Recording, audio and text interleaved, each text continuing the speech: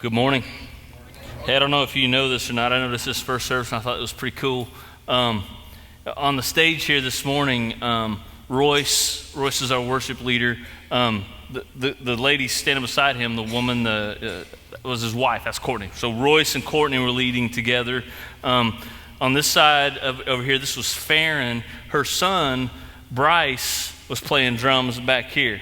And then over here was Kelly on keyboards. Her daughter, Megan, was back here playing the guitar. So it was like this family thing, except for Mason, who was on this side. I don't know why he was even up here. This was a family gig today. But anyway, I thought that was pretty cool. That's just me, though. Anyway, if you have your Bibles, turn to Ephesians chapter 5. We're going to look at that passage in just a little bit. We started a series last week called Free Space, where we're talking about creating space for the most important things. And last week, we kind of compared our lives to the storage on our phones, on our smartphones, and even the iCloud storage that we have. Like we have only so much storage, but every time we upgrade a phone or pay more for the iCloud storage, we create more storage, but the more storage we have, we fill it up, right? Like you go to have you ever been to a concert or a wedding or your kid's event, and you're going to record, you're going to capture video, you're going to take pictures, but your phone says iPhone storage almost full, and what do you do at that moment? Like you start going through your photos and videos, and you start deleting things in order to create space so that you can capture this very important moment. You delete less important things for the most important things. And the same thing is true in our life. Like in our lives, we only have so much capacity or so much storage or so much room. And so what we have 24 hours in a day. That's all we've got. And we make this much money in a week, and that's all we've got. But what happens is because we have it, we schedule it all or we spend it all, and therefore we have little to no space for things that might be important. And because we spend it all or schedule it all, we're stressed out and overwhelmed and exhausted, and we don't have time many times to show up or be available for a friend or someone who's in need. Or we don't have the resources to help out someone or a friend that's in need. Like the less, and we talked about this last week, the less free space that we have in our lives, in our schedules, and in our finances, the more stress we have. The less free space, the more stress we have. And also, the less free space we have, the less relational intimacy we have, including relational intimacy with God. And so for us, the things that we are doing or the things that we are scheduling aren't necessarily bad things, but they also aren't necessarily the best things. So this sermon series is about prioritizing. This sermon series is about eliminating some of the good things in our lives, some of the things in our lives that are good, in order to make room for and free up space for the best things. And so today, I touched on this last week, today we're going to dig in a little bit more deeply into how we schedule our time or how we prioritize the things that we use our time for. And so before I do, I want to kind of poll, how many of you would say you would love, it'd be awesome to have more time? Anybody want more time? Okay, all right, most of us. How many of you would say, I would love to have a little bit more time for myself to rest or to do the things that I enjoy doing? How many would like more time for yourself? Yeah, I don't know anybody that would say, no, I'd like to have less time for myself. That'd be weird. How many of you would say, I would love to have more time to spend with the people that I love? Yeah, me. How many of you would say, I'd love to have more time to spend with God? Okay, yeah, everybody raise your hand because you're in church. Yeah. The reality, though, is if you were given an extra hour in the day, like what if today God said, you're not getting 24 hours today, surprise, you're getting 25. You have an extra hour today. Like if you were given an extra hour today than you were given yesterday, and with that hour you could do whatever you wanted to do, most of us would probably not spend that extra hour doing the things that we say are most important. Like what if tomorrow you show up at work and your boss goes, you know what, I'm going to pay you, but you take the day off. And so you've got 8 hours that you did not plan on having. You've got 8 free hours to do whatever it is you want to do. The chances are pretty good that even though you say these things are important, the chances are pretty good that you wouldn't spend those 8 hours in God's presence. The chances are pretty good that what you would do is run errands or get caught up on chores or get ahead at work or catch up on emails, right? Why is that the case? Why is it we know these things are important and these things should be priority, but what happens is we chase after these things that are less important? Why is that? The reason, I think, is because culture has a way of overwhelming whatever free space we have. Like for us, what happens is there are things in our lives that we think are urgent or we make them urgent, but the urgent is rarely ever the important. Yet we tend to use our free time on the urgent and we miss out on the important. And for a lot of us, because we've decided to make the urgent the most important, we are living at an urgent pace. Like we are living at an unsustainable and unbiblical pace. Like we are frazzled and we are frustrated. And I don't think we have to be. I don't think we have to be. It's kind of like this. Have any of you ever been driving down the road in your truck or in your car, and you got like lost in your head and lost in your thoughts, and like, have you ever had those moments where you're like, where did the last 5 miles go? Like, how did we get here? I don't even remember the last 5 miles. And you were driving, you know what I'm talking about?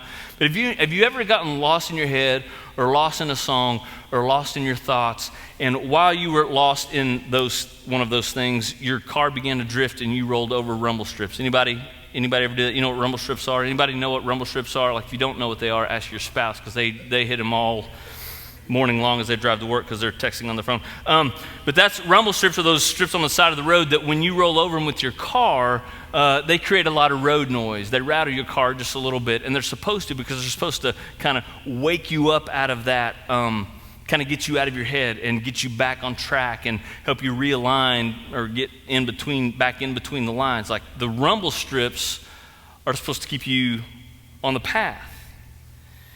And for a lot of us, in our lives, we are tired, we are frazzled, we are stressed out because of the pace of our living, and our tiredness, our stress, and our frustration are supposed to be the rumble strips of our life. Like, if you are tired, frazzled, frustrated, stressed out, overwhelmed, it's time to readjust and realign ourselves to the life that God meant for you to live. And look, all of us have this condition called the sinful nature, and here's what the sinful nature does. The sinful nature tries to pull us off course. Like our sinful nature loves our culture. It gets drawn to our culture, and it gets drawn to what everybody says is cool and what everybody else is doing. Our sinful nature loves to drift out of alignment with God and drift to whatever culture is doing. It pulls us away from God, and it pulls us away from this culture. Like our sinful nature is drawn to our culture, and our culture pulls us off center and into a lifestyle that has very little free space.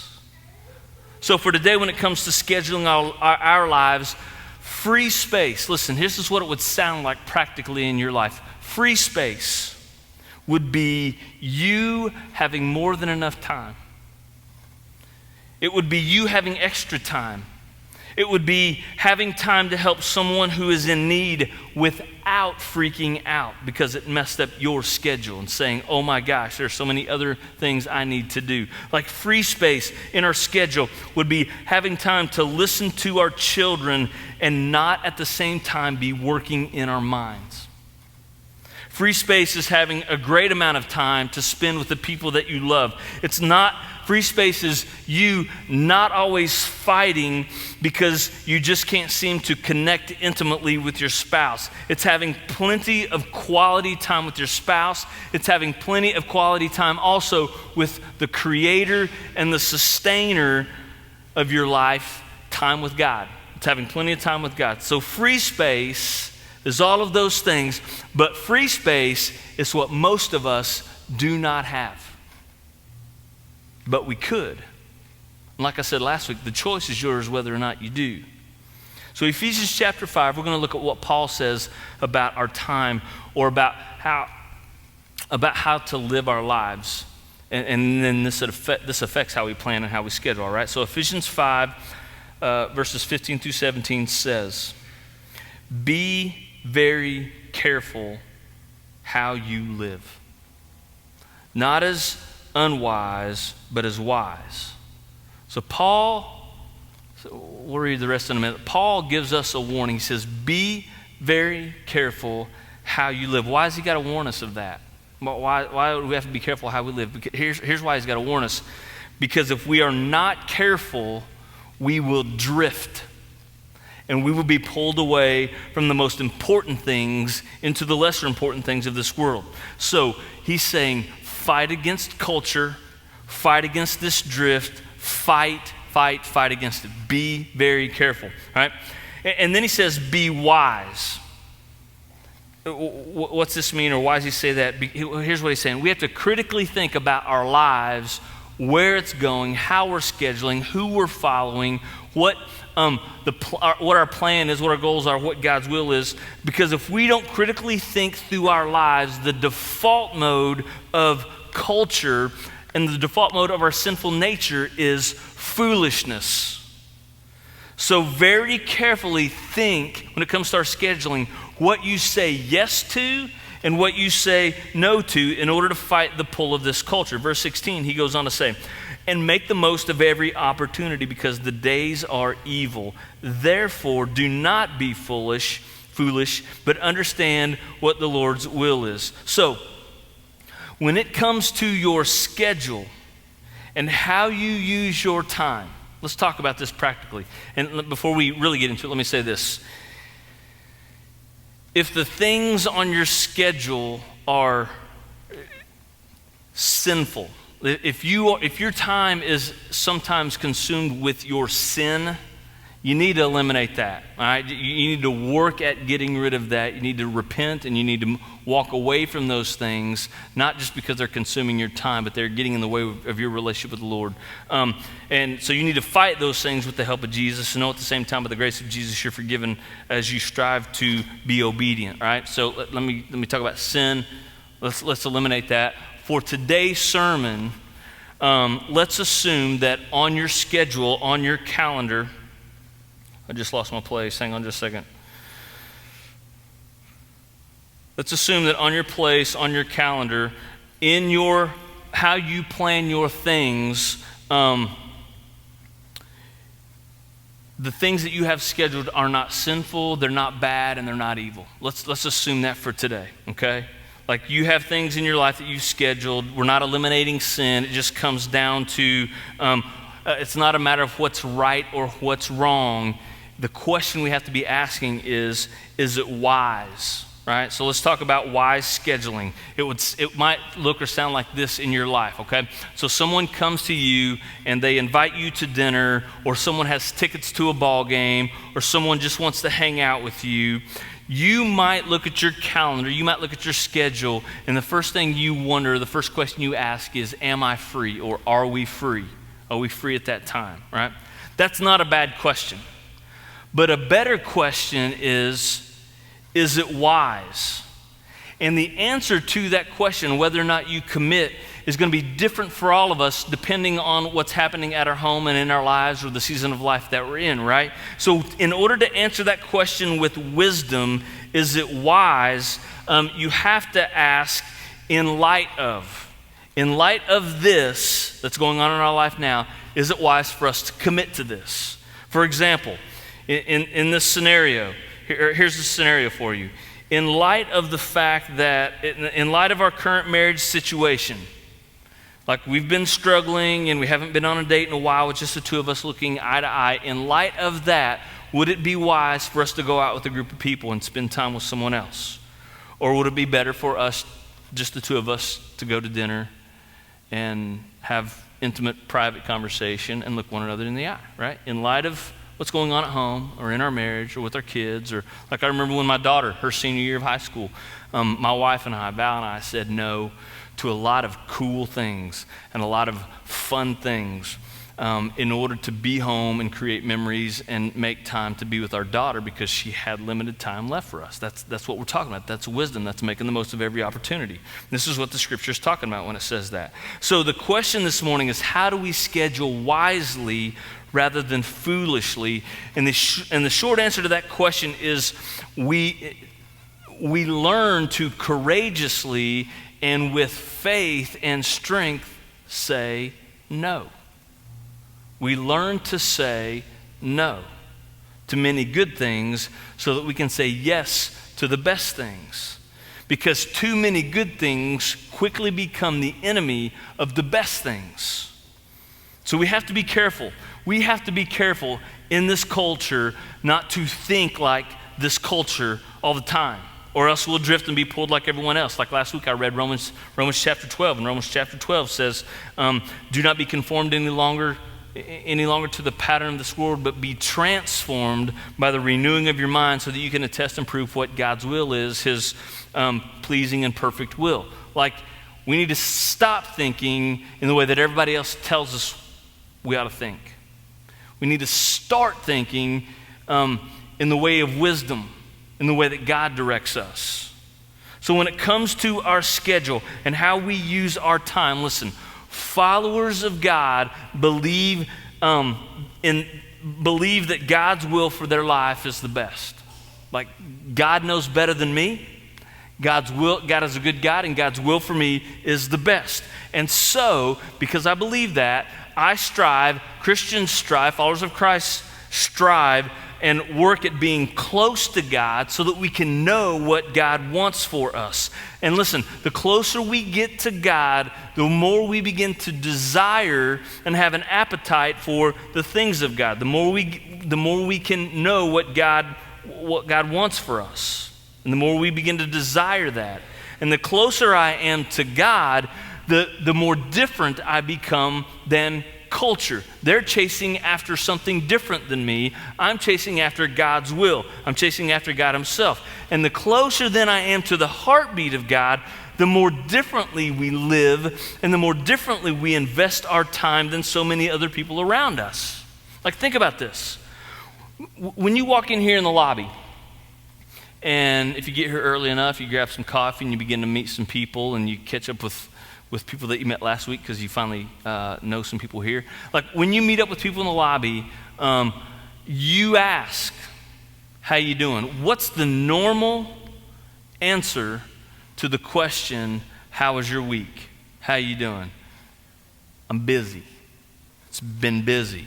This week's been crazy busy. I've been busy. How you doing right now? I'm busy, right? I mean, the answer, the normal question to the answer is, I'm busy. And there's something about that, like we have learned something from our culture, like important people, culture tells us, important people are busy. And so because important people are busy, we have to, in order to feel important or be important or look important, we have to either be busy, look busy, or sound busy. Like, if you're not busy, you're lame. That's the message of culture, and we've bought into it. Like, think about this. If you had a weekend where you were just able to sit around, relax, take a nap or two or three, like if yesterday you did nothing, and you walked in here and somebody said, how you doing? If you said, man, I am so refreshed and filled back up, like I napped all day. I did nothing yesterday. That'd be lame. Like, that would not be normal. Like, we'd go, lazy, right? Like that's what we would think, because that's not normal. Like, what happens is busyness. We wear busyness like it's a badge of honor, like, good, look, I'm busy. Look, I'm busy. I'm so busy. And somehow we've got to get past that, and maybe understanding this will help us get past it, right? Busyness does not equal productivity. Like, there are a lot of people who are busy doing useless things. Busyness does not equal importance. Busyness does not equal meaning. In fact, there are a lot of people who are being robbed from a life of meaning, not because they're not committed, but because they're overcommitted. They're overcommitted to things that are okay, but not committed to the best things. So just because you could do, listen, take this in, just because you could do something does not mean that you should do something. Like, we have to reprioritize our time. Some of us need to come home from work, shut the door, leave work at the door, and then drop to our knees and get on the floor and play with our kids right when we get home. Some of us need to stop picking up all the toys, picking up after our kids, frustrated that toys are all over the floor, and instead get on the floor with our kids. That's reprioritizing what's important. Here's another one. I'm going to make you feel real guilty with this. In studying and researching this week, I came across this statistic. The Bureau of Labor says, and this is from a study in 2018, says that Americans watched 2.8 hours of television a day in 2018. 2.8 hours. What that means is at 8 o'clock at night, you tucked your kids in bed, you watched 30 minutes of a sitcom, and then tucked your kids back in bed again at 8:30, and then finish watching TV from 8:30 to 11, right? Like that's almost 2.8, that's almost 3 hours of television whenever you watch it, in the evening or whatever, right? So I did the math, right? And I can do math because I got a calculator on my phone. And so I did the math on this, and 2.8 hours a day equals almost 21 hours per week. That's almost one full day of watching TV all day long without sleep. We consume that many hours in a week. Now, this is really going to make you feel guilty because I did the math over the course of a year. That was a little more difficult, but I did. And so 2.8 hours a day, 21 hours per week amounts to, over the course of a year, 45 days a year. 45 full days. Like, if we were to watch TV for 24 hours a day, 7 days a week, we watch TV the equivalent of a month and a half. Now listen to this. And that's normal. But is it wise? Just something to think about when it comes to using your time. So let me get to my point this morning. For those of you who are followers of Jesus, committed to the ways of Jesus, Jesus is the most important thing in your life. There are two things, listen, that are incredibly important to your success and your growth in Jesus Christ and your relationship with God. But here's what happens. There are these two vitally important things, but as soon as your free space gets squeezed out of your life, in almost every instance, these two important things, of utmost important things, get squeezed out of your life. They're the first things to go. As soon as you get rushed or overwhelmed, the two most important things are often the very first things to go. And they are this. The first one, the very first most important thing in a Christian's life, if you're following Jesus, is intimate time with God. One of the first things to go when we get busy, isn't it? If by nature we drift away from God, then the only way we stay close and aligned with Him is by consistent, intimate time with Him. Like daily, we realign our hearts with the Word of God and His truth, and by being in God's presence. That's how we stay aligned and in between the rumble strips, right? Matthew 6:33 says this. Jesus says, "But seek first His kingdom and His righteousness, and all these things then will be given to you as well." Like, do you want to know what God's will is for your life? Do you want to make wise decisions regarding your time and your schedule and how you plan out your life? Then your first priority of every day is to seek God. Like, seek first God. Make time with Him so that He can be the Lord and the leader of the rest of your day and the rest of your time. Now, some of you might say, that's just not practical. I can't do that. That's not practical. I've got all these things I got to do. It's not practical for me to slow down and be with God. It's not practical. Now, I might contend all day long that you don't have time not to make time to be with God. Like, if you want everything else added to you, according to this passage, then you seek Him first. This past week in all of our life groups that meet in homes across the city, that everybody was challenged to spend 5 minutes a day, every day this week in the presence of God. 5 minutes, just 5 minutes be with God. You can do that however you want. Read the Word, sit and be silent, and just kind of listen for Him to speak or pray. Like, if you begin to practice that and make that a habit, if you would do that the very first thing in the morning, realign your heart to the things of God, watch what might happen the rest of the day. See what happens. Like, what happens if we neglect this time, though, is we neglect the most important thing.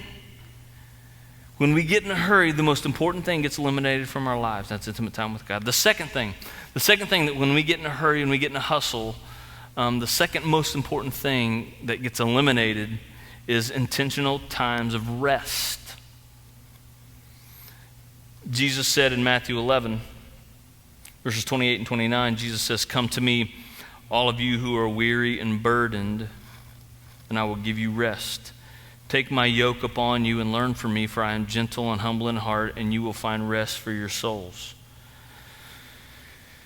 We read this passage last week, right? This is an invitation, and Jesus is saying, if you are overwhelmed, if you are hurting, if you are a single parent and don't know how you're going to make it through another day, if you are stressed out, if you are overworked, if your workload worries you and you don't know if you can accomplish it, if you are financially worried, Jesus says, come to me. And the promise is that if you will come to Jesus, you will find rest. If you'll come to Jesus, you'll find that your stresses or your burden is significantly less. And the very thing that many of us do not have is rest in our souls. And Jesus says with Him, you'll find it. Most of us, when we get busy and we don't create free space in our schedules, we feel like we cannot rest. Like, I cannot take the time to rest. I can't afford a day of rest. Well, listen, if you think you can't afford a day of rest, listen to this. Even God rested, right? In Genesis, I don't know if you know the story, but when in the story of humanity and the creation, God's creation, God works for 6 days, and then on the seventh day it says God rested. Why did God rest? Because He was tired? Exhausted? Nope. I mean, God has infinite power. God has infinite strength. God does not get exhausted. So why did God rest? He rested because you and I don't have infinite power and infinite strength. He rested because we get tired. And so God rested to show us what the rhythm of our life should look like. There should be a day, there should be a time that we set aside to rest, to decompress, to let Him fill us back up, right? There's even this weird Old Testament passage where it's not about a day, but there's this rule that God or Moses gave the farmers, right? These guys who worked the land, that planted the crops. They could work the field for 6 years. On the 7th year, it says it says, do not plant crops, let the ground rest. So on the 7th year, they had to let the fields rest. Well, how did they survive that 7th year without producing a crop? Well, where did they get their food if they weren't allowed to plant food in the fields because the fields got to rest? Well, here's kind of what happened. On the 6th year, right before that 7th year, the crops were massive. The harvest was huge, and it helped carry them through that 7th year. The principle here is faith. We think we can't rest because God won't come through for us.